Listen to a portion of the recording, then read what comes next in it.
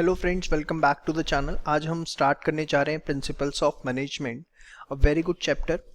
देखिए, principle of management है क्या? प्रिंसिपल का मतलब क्या होता है? अगर मैं सिंपल वर्ड्स में बोलूं, प्रिंसिपल का मतलब होता है गाइडलाइंस। Guidelines for management. मतलब इस चैप्टर के अंदर हम क्या पढ़ेंगे कि मैनेजर करने के लिए, बिजनेस चलाने के लिए कुछ गाइडलाइंस जो प्रोवाइड की गई।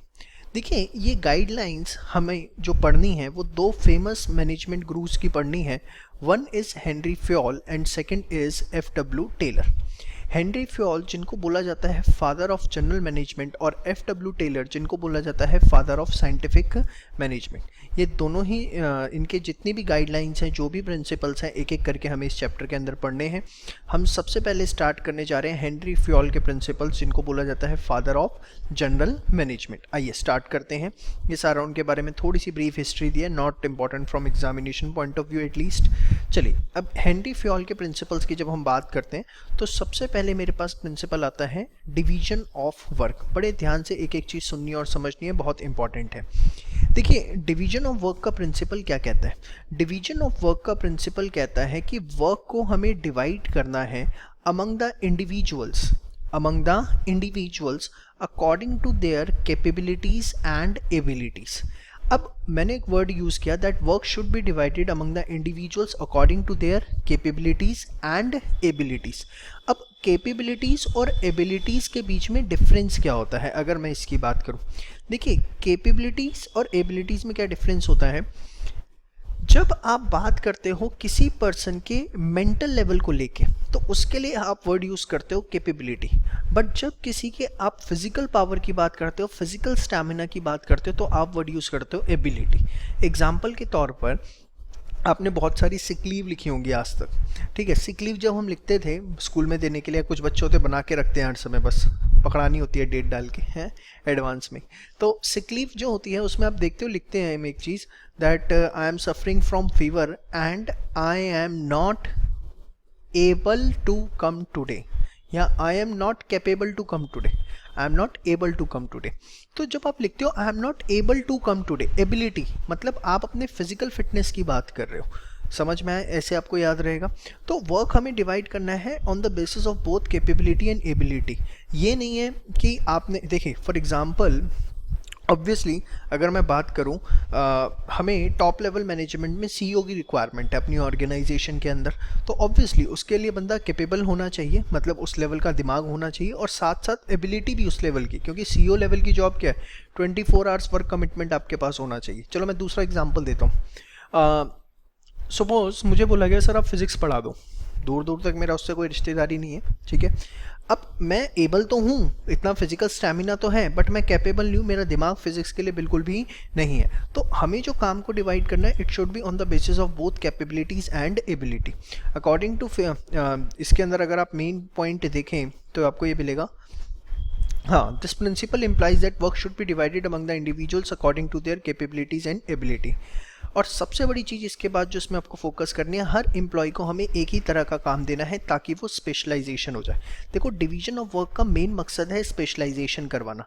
अगर आप एम्प्लॉय को एक ही तरीके का काम दोगे, वो उस काम के अंदर मास्टर बन जाएंगे, और जब वो उस काम के अंदर मास्टर बन जाएंगे, तो आपका जो आउटपुट है उस एम्प्लॉय से वो कंपैरेटिवली ज़्यादा होगा। ये लाइन आपको ध्यान रखनी है।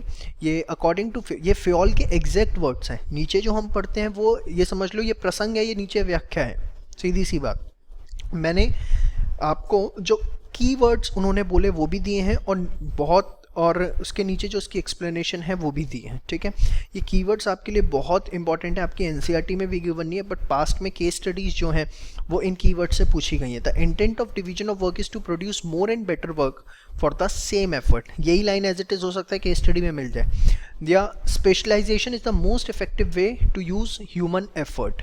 ये फ्योल ने एग्जैक्टली वर्ड कहे थे, और इससे हम कहना क्या चाहते हैं वो मैंने आपको बता दिया कि वर्क को डिवाइड करना है एबिलिटी और कैपेबिलिटी की बेस पर। हर एम्प्लॉय को एक ही तरह का काम देना है जिससे वो अपने काम में क्या बन जाए? स्पेशलाइज बन जाए। और सेकंड चीज़ एक और भी है, देखो इससे अगर आप एक ही तरह का काम दोगे तो वो क्या होगा? अपने काम में कंफ्यूज नहीं होंगे। उन्हें पता है मेरे को सुबह से लेकर शाम तक एक ही काम करना है। मल्टीटास्किंग अगर आप बनाओगे तो अगर वो एम्प्लॉयज़ उस लेवल पे नहीं हैं, उतने कैपेबल नहीं हैं, तो ही और शी विल गेट कन्फ्यूज्ड। ठीक है। नेगेटिव इफेक्ट्स ये क्या है कि अगर आप इस प्रिंसिपल को फॉलो नहीं करते हो तो क्या उसके नुकसान हो सकते हैं, वो सारे आपको दिए गए हैं। जैसे फर्स्ट दिया हुआ है आपको duplication of work. Duplication of work का मतलब क्या होता है, वही काम रिपीट होना, बार बार होना। मतलब एक ही काम को दो लोग आके कर रहे हैं, ठीक है, that is what duplication of work. अगर आपने इस प्रिंसिपल को फॉलो नहीं किया, wasting of time and efforts caused by changing of work. होता क्या है, एक ही बंदा है, वही सुबह से लेकर शाम तक काम कर रहा है, वो उसमें स्पेशलाइज हो गया। अगर आपने ऐसा पूरा एक सिस्टम नहीं बना रखा कि ये वह काम इसका, ये काम उसका, ये काम उसका, तो होगा क्या, बार बार जो पहले आएगा उस, मतलब आपने एक सिस्टम नहीं बना रखा। 3 बंदे हैं, आपने तीनों के बीच में कोई काम डिवाइड नहीं कर रखा, तो होगा क्या, तीनों स्पेशलाइज नहीं बनेंगे। अब किसी को आप कभी काम दे दो, किसी को कभी, किसी को कभी, तो उनकी जो प्रोडक्टिविटी है वो भी लो रहेगी। तो वही लिखा हुआ है, wasting of time and efforts caused by changing of work, overlapping of efforts, indiscipline, that is obviously likely to rise. उसके बाद आपको एक केस स्टडी बना के दिया है हर प्रिंसिपल के नीचे, that you can see. Next principle आता है बेटा हमारा अथॉरिटी एंड रिस्पॉन्सिबिलिटी। ये क्या होता है, ध्यान से सुनिए। अथॉरिटी का मतलब क्या होता है, अथॉरिटी का मतलब होता है राइट्स एंड पावर्स। अथॉरिटी का अगर मैं बात करूं, अथॉरिटी क्या समझते हो आप, कहते हो किसी पर्सन के पास अथॉरिटी, आपके प्रिंसिपल के पास अथॉरिटी है, टीचर के पास अथॉरिटी है, सीएम के पास अथॉरिटी है, प्रेसिडेंट पे अथॉरिटी है। मतलब क्या, किसी पर्सन के पास क्या राइट्स हैं और क्या पावर्स हैं। अब इसी चीज़ को अगर मैं ऑर्गेनाइजेशनल कंटेक्स्ट में पढ़ता हूँ तो अथॉरिटी का मतलब क्या होता है कि किसी पर्सन पे क्या राइट्स हैं, क्या पावर्स हैं to use organisational resources and to take the various decisions. भाई ऑर्गेनाइजेशन के अंदर 2 ही चीज़ें होती हैं, या तो डिसीजन मेकिंग यू करना या ऑर्गेनाइजेशनल रिसोर्सेज को यूज़ करना। तो किस एक्सटेंट में ऑर्गेनाइजेशन के पास पावर है ऑर्गेनाइजेशन के रिसोर्सेज को यूज़ करने की और डिसीजन मेकिंग को करने की, ही वो रिप्रेजेंट करता है उस पर्सन की अथॉरिटी। आपने कहा गूगल में सबसे ज़्यादा अथॉरिटी सुंदर पिचाई जी पे का है, क्यों है, क्योंकि भाई सीईओ हैं, सारी डिसीजन मेकिंग वो कर रहे हैं, रिसोर्सेज का यूटिलाइजेशन उनके पास है। तो किसी पर्सन के ऊपर अथॉरिटी का मतलब आपको समझ में आ गया, उसके हाथ में जो राइट्स एंड पावर्स हैं। रिस्पॉन्सिबिलिटी क्या होता है, रिस्पॉन्सिबिलिटी बेसिकली होता है ऑब्लिगेशन। ऑब्लिगेशन मतलब duty, to do a particular task. In the sense अगर आपको कोई काम मिला है, सपोज मेरे पास कुछ अथॉरिटी थी, से मैं इस ऑर्गेनाइजेशन को पूरा चला रहा हूँ, तो ये मेरी अथॉरिटी है। अब मैंने अगर किसी फैकल्टी मेंबर को या किसी स्टाफ मेंबर को कोई टास्क दिया, तो ये उनकी ड्यूटी बनती है कि वो उस काम को बेस्ट पॉसिबल मैनर में करें। This is what called as responsibility. अब ध्यान से देखिए, अथॉरिटी एंड रिस्पॉन्सिबिलिटी में प्रॉपर बैलेंस होना बहुत ज़रूरी है। क्यों ज़रूरी है अथॉरिटी एंड रिस्पॉन्सिबिलिटी में प्रॉपर बैलेंस होना? अगर आप पर्सन्स को अथॉरिटी प्रोवाइड कर दोगे बट आपने उन्हें रिस्पॉन्सिबिलिटी प्रोवाइड नहीं करी। अब समझना ज़रा, गवर्नमेंट आप ऑफिशियल्स में जाते हो या कहीं पर भी, कई बार आप ऐसे गवर्नमेंट ऑफिस या प्राइवेट ऑफिस में भी कभी गए, तो आप देखोगे कोई कुछ लोग ऐसे होते हैं जो काम करना पसंद नहीं करते। ठीक है, वो बस कुर्सी तोड़ रहे होते हैं वहाँ पे, इन द सेंस बैठे हुए हैं, काम करना पसंद नहीं है। ऐसे कौन से लोग होते हैं जिन पे अथॉरिटीज़ तो हैं बट उनकी कोई रिपोर्टिंग नहीं है, उनके सेंस ऑफ रिस्पॉन्सिबिलिटी नहीं है।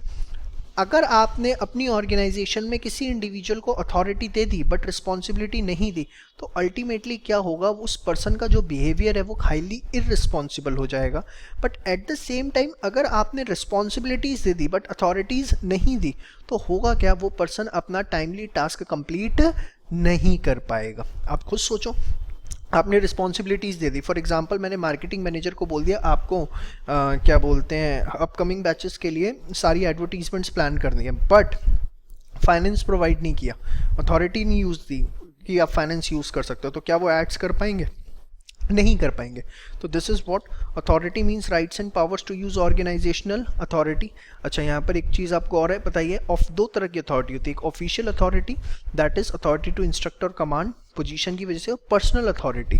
पर्सनल अथॉरिटी क्या होता है, जब आपके पास नॉलेज होती है या एक्सपीरियंस होता है, तो जितने भी आसपास के लोग हैं ना, वो आते हैं बार बार पूछने के लिए, क्योंकि आप पे नॉलेज है, एक्सपीरियंस है उस फील्ड से रिलेटेड, वो आपकी पर्सनल अथॉरिटी होती है, ठीक है। रिस्पॉन्सिबिलिटी के बारे में वही लिखा हुआ है, इट इज़ द ऑब्लिगेशन। फिर according to this principle there should be a proper balance between authority and responsibility. Authority without responsibility leads to responsible behaviour. वही सारी बातें हैं, इसमें आपको कुछ भी नया देखने को नहीं मिलने वाला, ठीक है। फिर एक केस स्टडी आपको प्रोवाइड करी है, ये जितनी केस स्टडी आपको प्रोवाइड करी है इसको ज़रूर देखें, बहुत इंपॉर्टेंट है। नेक्स्ट है बेटा आपका डिसिप्लिन। डिसिप्लिन के अंदर क्या होता है, ध्यान से देखें। डिसिप्लिन होता है, अगर मैं बड़े सिंपल वर्ड्स में बोलूं, जो भी रूल्स एंड रेगुलेशंस हैं उसकी रिस्पेक्ट करना, या कंसर्न पर्सन की जिसकी जो अथॉरिटीज़ हैं उसके रिस्पेक्ट करना। एग्जाम्पल के तौर पर आप स्कूल में टाइमली 8 बजे जाते हो, क्यों जाते हो भाई? रूल है कि 8 बजे के बाद एंट्री नहीं मिलेगी। अब सपोज स्कूल में अगर आधे बच्चे 8 बजे के बाद आते हैं, मतलब स्कूल में क्या है, high level of indiscipline create कर रखा है। ऐसी बिजनेस प्लेस पे होता है, अगर 10 बजे आपका रिपोर्टिंग का टाइम है, आप वहाँ 10:15 पहुँच रहे हो, तो आपने क्या क्रिएट कर रखा है वहाँ पर? इनडिसिप्लिन क्रिएट कर रखा है। आप अपने सीनियर से तू तड़ाक करके बात करते हो, उनकी इंस्ट्रक्शंस को फॉलो नहीं करते हो, मतलब आप उनकी अथॉरिटीज़ को फॉलो नहीं कर रहे हो। तो ये सब चीज़ें क्या क्रिएट करवाती हैं? Indiscipline at the working place. Indiscipline होना वर्किंग प्लेस पे ऑर्गेनाइजेशन के वर्किंग कल्चर के लिए बहुत ज़्यादा ख़राब होता है। लॉन्ग रन के अंदर ये ऑर्गेनाइजेशन को बैड मैनर के अंदर इफेक्ट करता है। तो it implies respect to authorities of individual and establish rules and regulation. अब इसमें 3 बातें जो आपको ध्यान रखनी है। According to fair, discipline requires good superiors at all level, clear and fair agreements and judicious application of penalty. मतलब ये नहीं है कि आपने कोई लेट आए या आपने 3 दिन से ज़्यादा छुट्टियां मारी तो आपकी सैलरी घटेगी। आपने प्रोविजन तो बना दिया बट आप उसको अप्लाई नहीं करते हो, या जहां अप्लाई हो जाता है, जो एम्प्लॉय सीधे साथ हैं उन पे एम्प्लॉय अप्लाई कर देते हो, जो तू तड़ाक करने वाले उन पे अप्लाई नहीं करते हो। तो ये गलत है। उसने क्या लिखा है? जुडिशियस एप्लीकेशन, फेयर एप्लीकेशन होना चाहिए, क्लीन एंड फेयर एग्रीमेंट्स होने चाहिए। जो आपने एग्रीमेंट किसी एक पर्सन के साथ किया, जैसे मैं एग्जांपल के तौर पर, अगर मेरे पास एक फैकल्टी मेंबर हैं और वो उनको मैं 50,000 rupees per month as salary दे रहा हूँ, तो अगर सेम लेवल के, सेम एक्सपीरियंस के दूसरे फैकल्टी मेंबर हैं तो उनकी भी सैलरी सेम होनी चाहिए, अगर वो सेम लेवल के काम कर रहे हैं। अगर मैं 50,000 जिनको दे रहा हूँ बस इसलिए दे रहा हूँ क्योंकि पसंद है, मुझे पसंद है इन द सेंस काफ़ी टाइम से काम कर रहे हैं मेरे साथ, ठीक है, और बिहेवियर उनका अच्छा है मेरे साथ, ये बातें नहीं चलती। या वो मेरे साथ आके 1 घंटे टाइम पास बहुत अच्छा कर लेते हैं, तो ये सब बातों के बेसिस पर आप बिजनेस नहीं कर पाओगे। क्लीन एंड फेयर एग्रीमेंट जो आपने एक बंदे के साथ रखा है वही दूसरे बंदे के साथ होना चाहिए, प्रोवाइडेड दोनों के working level, task, experience, qualification same होनी चाहिए, ठीक है बेटा। चलिए उसके बाद ये इसके भी नेगेटिव इफेक्ट्स दिए हुए हैं कि अगर आप इसे फॉलो नहीं करते हो तो क्या होगा। ये केस स्टडीज़ के अंदर है, प्लीज़ इसको आप देख लीजिएगा। नेक्स्ट है बेटा आपका क्या? Unity of command. ध्यान से समझिए, यूनिटी का मतलब क्या होता है? यूनिटी का मतलब होता है सिंगल। यूनिटी का मतलब क्या होता है? सिंगल। कमांड का मतलब ऑर्डर। यूनिटी ऑफ कमांड मतलब सिंगल ऑर्डर। अब ये प्रिंसिपल क्या कहता है? ये प्रिंसिपल कहता है कि सबऑर्डिनेट को जो ऑर्डर है वो सिर्फ और सिर्फ एक ही सुपीरियर से मिलना चाहिए। अगर एक से ज़्यादा सुपीरियर सबऑर्डिनेट को ऑर्डर करेंगे तो सबऑर्डिनेट जो है वो कंफ्यूज हो जाएगा, जिसकी वजह से काम में डिले होगी, कंफ्यूजन होगा। एग्जाम्पल देता हूँ मैं आपको इसका सबसे बेस्ट। सपोज जो वर्कर्स हैं उनको प्रोजेक्ट मैनेजर को भी रिपोर्ट करना है और अपने कंसर्न डिपार्टमेंट को भी रिपोर्ट करता है। मैं आपको इसका एक थोड़ा सा ऑर्गेनाइजेशनल स्ट्रक्चर बना के एग्जांपल देता हूँ। सपोज हमारे ये कैलकुलेटर की क्या बोलते हैं, मैन्युफैक्चरिंग की फर्म है। अब इसके अंदर हमने डिपार्टमेंट बना रखे हैं, परचेज, सेल्स, फाइनेंस, ठीक है, एडमिन, ये 4 डिपार्टमेंट बना रखे हैं। अब सपोज हमारी कंपनी किसी प्रोजेक्ट पे काम कर रही है, कुछ एक हैवी सा कोई क्या बोलते हैं प्रोजेक्ट आया हुआ है, बल्क के अंदर हमें कैलकुलेटर में थोड़े से मॉडिफिकेशंस करके प्रोवाइड करने हैं। उस पर हमारी एक टीम काम कर रही है पूरी की पूरी। उस टीम में जो मेंबर्स हैं वो सारे के सारे डिपार्टमेंट से लिए गए हैं, परचेज, सेल, फाइनेंस, सबसे कुछ लेके एक टीम बनाई गई है जो उस प्रोजेक्ट पे स्पेसिफिक काम करे। अब उस टीम में जितने बंदे हैं उनको डुअल रिपोर्टिंग करनी पड़ी है, एक प्रोजेक्ट मैनेजर को भी जो उस प्रोजेक्ट का हेड है और अपने अपने डिपार्टमेंट में भी डेली रिपोर्टिंग करनी। तो या मैं कहूँ उनको दोनों तरफ से इंस्ट्रक्शंस आ रही, तो वो वर्कर्स सही से काम नहीं कर पाएंगे। क्यों नहीं कर पाएंगे? Because they are getting the dual subordination. We have to avoid the dual subordination. dual subordination कभी भी organization के अंदर नहीं होना चाहिए। आप देखो, this principle states that subordinate must receive order from one superior only. If orders are given by more than one superior, individual would divide the loyalty. ये बहुत इंपॉर्टेंट है। अगर सबॉर्डिनेट को एक से ज़्यादा सुपीरियर ऑर्डर कर रहे हैं, वो पहले पता है किसका काम करेगा? जिसके लिए वो ज़्यादा लॉयल है। मतलब उसने लॉयलिटी को क्या कर दिया? डिवाइड कर दिया, विच में lead to less discipline. Obviously अगर आप एक को फॉलो कर रहे हो दूसरे को फॉलो नहीं कर रहे, तो आपने उसकी अथॉरिटी, मतलब मिस्टर ए हैं, उन्हें दो जगह से ऑर्डर मिला, बी से भी सी। अब ए ने बी को फॉलो किया, सी को नहीं किया, तो उस पॉइंट ऑफ टाइम पे तो आपने सी की अथॉरिटी को डिसरिस्पेक्ट किया ना, तो कहीं ना कहीं इंडिसिप्लिन क्रिएट किया। Confusion and delay in work, therefore duplicate organization must avoid dual subordination. In short, for better working environment there should be only one boss for every individual. और ये लाइन्स बहुत इंपॉर्टेंट है। If this principle is violated, authority is undermined, discipline is in jeopardy, order disturbed and stability threatened. बहुत important lines जो आप रट के मत जाना, बस एक बार पढ़ लो कि स्टडी में हो तो आपको समझ में आ जाना चाहिए कि अगर ये वर्ड लिखे हुए हैं, if a principle is not for, this principle is not follow, it means authorities undermine discipline order, तो आपको समझ में आ जाना चाहिए यूनिटी ऑफ कमांड की बात कर रहे हैं। ठीक है बेटा, this principle resembles military organisation, generally वहाँ फाउंड होता है ये। उसके बाद आता है आपका the next principle, that is what? Unity of direction. अब हम बात करने जा रहे हैं अपने next principle, unity of direction. देखिए ये प्रिंसिपल जो है वो बेसिकली यूनिटी ऑफ कमांड की एक्सटेंशन है। अब जब मैं कहता हूँ कि ये यूनिटी ऑफ कमांड की एक्सटेंशन है, ये वर्ड मैं आगे भी कभी यूज़ करूँगा, तो आपको इससे समझना है कि जब मैं कहता हूँ ना दिस इज एक्सटेंशन, मतलब पुरानी बातें तो इसमें आएंगी प्लस कुछ नया भी है। जैसे मैंने आपको बोला that unity of direction is an extension of unity of command.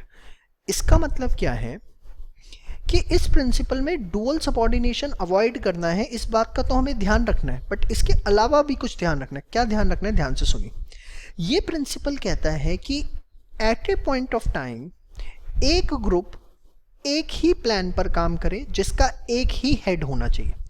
One group, one plan, one head. One group, one head, ये बात तो यूनिटी ऑफ कमांड ने कही थी कि एक ग्रुप का एक हेड होना चाहिए, बट वो ग्रुप एक ही प्लान पर एक बार में काम करे, ये कहता है यूनिटी ऑफ डायरेक्शन। बेसिकली ये प्रिंसिपल फोकस करता है कि हमारा ऑर्गेनाइजेशनल स्ट्रक्चर जो है वो बहुत स्ट्रांग होना चाहिए। एग्जाम्पल के तौर पर, अगर HTC कंपनी, ये एग्जाम्पल मैंने बुक में भी दिया आपको, अगर HTC कंपनी फोन्स भी बना रही है, लैपटॉप्स भी बना रही है, तो फोन्स का डिपार्टमेंट सारे अलग होने चाहिए, लैपटॉप के डिपार्टमेंट अलग होने चाहिए। अगर फोन में purchase department, sales department, HR department, finance department, ये 4 डिपार्टमेंट आपने क्रिएट किए,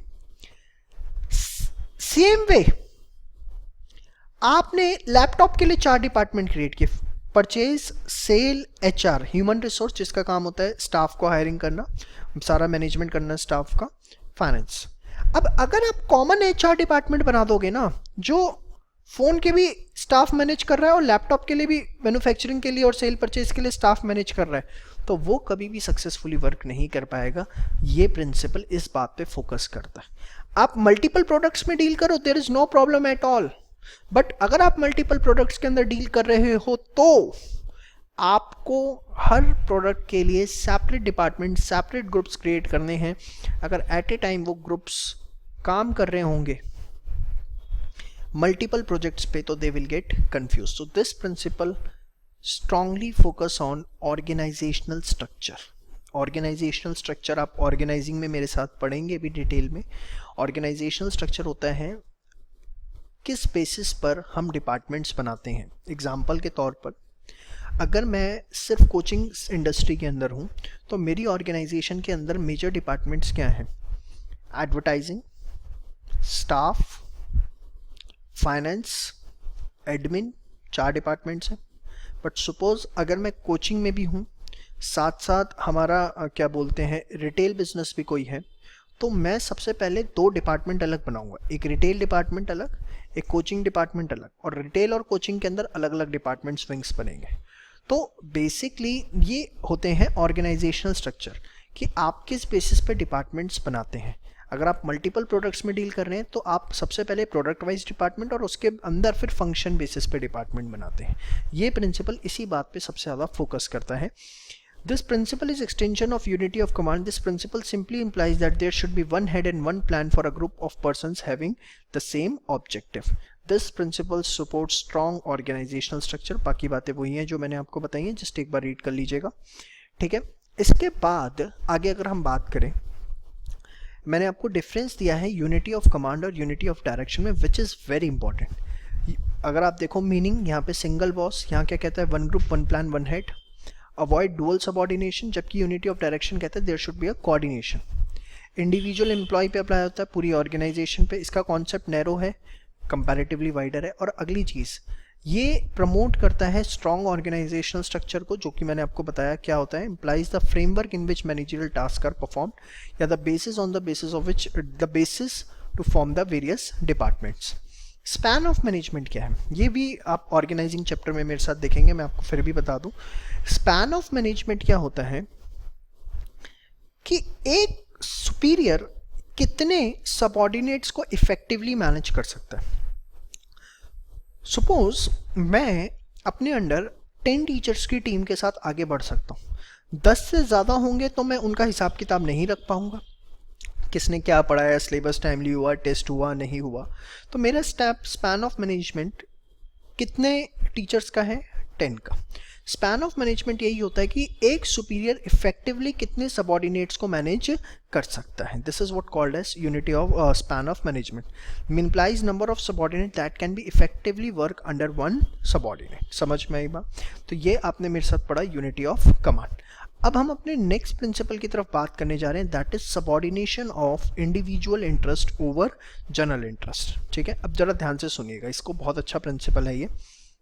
देखो होता क्या, सबसे पहले आप समझो इंडिविजुअल इंटरेस्ट क्या होता है, जनरल इंटरेस्ट क्या होता है, सबऑर्डिनेशन क्या होता है। तीन चीजें आप समझ गए तो प्रिंसिपल समझ में आ जाएगा। जब मैं बात करता हूं इंडिविजुअल इंटरेस्ट की, तो इंडिविजुअल इंटरेस्ट का मतलब होता है the purpose with which employee has joined the organisation. जिस मकसद के साथ एम्प्लॉई ने आपकी ऑर्गेनाइजेशन को ज्वाइन किया है वो उसका इंडिविजुअल इंटरेस्ट है। And in 90% cases it is the salary. Obviously why someone will join your organization? For the salary, the amount. ठीक है, promotions, status. This is what called as individual interest. जिस मकसद के साथ एम्प्लॉय ने आपकी organisation को ज्वाइन किया। The next comes out to be the organizational interest. Organizational interest क्या होता है? The purpose with which organization has been set up. मेरा अकेडमी है ग्रूमिंग एजुकेशन अकेडमी, उसको मैंने सेटअप किया इस मकसद के साथ कि that we have to provide the qualitative education in the field of commerce and science. ये मेरा ऑर्गेनाइजेशनल इंटरेस्ट है। मुझे उसे सबसे बड़ा ब्रांड बनाना है, ये मेरा ऑर्गेनाइजेशनल इंटरेस्ट है। तो आपको बात समझ में आनी चाहिए कि इंडिविजुअल इंटरेस्ट इज द मकसद with which the employee has joined the organisation. Organisational interest is the मकसद ऑफ ऑर्गेनाइजेशन। समझ में आ गया? प्रिंसिपल पढ़ो जरा ध्यान से, क्या कहता है, ध्यान से पढ़ो, हेडिंग पढ़ो सिर्फ, सबऑर्डिनेशन ऑफ इंडिविजुअल इंटरेस्ट। आप मुझे एक बात बताओ, सबऑर्डिनेशन वर्ड हम कब यूज करते हैं? सबऑर्डिनेट मतलब छोटा, सुपीरियर मतलब बड़ा। कैन आई से सबऑर्डिनेट इज छोटा एंड सुपीरियर इज बड़ा। अब ध्यान से समझिए इस चीज को, सबऑर्डिनेट छोटा है तो अगर मैं उसी सेंस में से पढ़ूं, सबऑर्डिनेशन ऑफ इंडिविजुअल इंटरेस्ट मतलब इंडिविजुअल इंटरेस्ट छोटा है over general interest. General interest हमेशा बड़ा है। जनरल इंटरेस्ट मतलब ऑर्गेनाइजेशनल इंटरेस्ट। मतलब क्या है? ये प्रिंसिपल कहता है कि अगर कल दिन कॉन्फ्लिक्ट आता है ऑर्गेनाइजेशनल इंटरेस्ट में और इंडिविजुअल इंटरेस्ट में, तो आपको प्रायोरिटी ऑर्गेनाइजेशनल इंटरेस्ट को देनी है, इंडिविजुअल इंटरेस्ट को नहीं देनी। एग्जांपल के तौर पर आपके ऑर्गेनाइजेशन के अंदर मिस्टर ए काम करते हैं जिनके बेटे चार्टर्ड अकाउंटेंट है। अब आपके ऑर्गेनाइजेशन में सीए वैकेंसी निकली, मिस्टर ए एक अच्छी पोस्ट पर हैं, काफ़ी टाइम सर हैं, तो उन्होंने रिकमेंडेशन भेजी कि भाई मेरे बेटे को देखो ज़रा। आपने इंटरव्यू लिया, आपने देखा मिस्टर ए के बेटे जो सन है वो उतने इफेक्टिव नहीं हैं और आपके पास उससे अच्छी एप्लीकेशंस हैं, आपने इंटरव्यू में देखा अच्छे कैंडिडेट्स हैं, आपने फिर भी मिस्टर ए को बताना सोचा कि बता दें कि सर देखिए हम आपके बेटे को नहीं रख पाएंगे क्योंकि अभी वो उस लेवल का काम नहीं संभाल सकते, हमने इंटरव्यू राउंड्स करके देख लिए हैं, हमारे पास दूसरे कैंडिडेट हैं, हम उनको रखेंगे। तो मिस्टर ए ने धमकी दे दी, मैं भी निकल जाऊंगा, बोलो क्या करोगे, अगर मेरे बेटे को रखते हो तो ठीक है, नहीं तो मैं भी नहीं रहूँगा यहाँ पर। अब मिस्टर ए भी आपको चाहिए, मिस्टर ए चाहिए, आपने उन्हें समझाया सर पॉसिबल नहीं हो पा, वो नहीं समझ के राजी हो रहे, नहीं समझ के राजी हो रहे तो क्या करोगे। आप उनके इंडिविजुअल इंटरेस्ट के लिए अपने ऑर्गेनाइजेशनल इंटरेस्ट को सेक्रीफाइस नहीं कर सकते। ये नहीं कि उन्होंने धमकी दे दी तो आपने कहा कि चलो ठीक है इन्हीं को रख लेते हैं। अगर आपने ऐसा किया तो ये गलत है, आप अपना सक्सेसफुल बिजनेस नहीं कर पाओगे। आपको हमेशा ऑर्गेनाइजेशनल इंटरेस्ट को प्रायोरिटी देनी है, इंडिविजुअल इंटरेस्ट को प्रायोरिटी नहीं देनी है। समझ में आई बात? This is what this principle is कि if there is a situation of conflict among the individual interest and organizational interest, I will give the priority to general interest, not to the individual interest. बात समझ में आ गई? तो अगर आप देखें सारी बातें बेटा वही लिखी है, इसके अंदर कुछ भी आपको नया नहीं मिलेगा, सारी बातें वही। केस स्टडी बहुत अच्छी डिजाइन करके दिया, एक बार पढ़ लेना आप इसे, ठीक है। नेक्स्ट है आपका remuneration of personal. Case studies बिल्कुल मत छोड़ना, इट्स वेरी इंपॉर्टेंट, ठीक है। और होपफुली बेटा जो भी मैं आपको पढ़ा रहा हूँ इसके पीछे के बैक के क्वेश्चन सारे करिए, बहुत इंपॉर्टेंट है। आई प्रॉमिस अगर ये बुक और आपने लेक्चर्स देख लिए ना, मज़ा आ जाएगा आपको अपने नंबर देखकर, full out of full, yes. जितने सिंसियरली देखोगे उतने अच्छे नंबर आएंगे। एंड एक बात और मैंने आपको शायद बीच में बोली थी, मैं दोबारा रिपीट कर देता हूँ।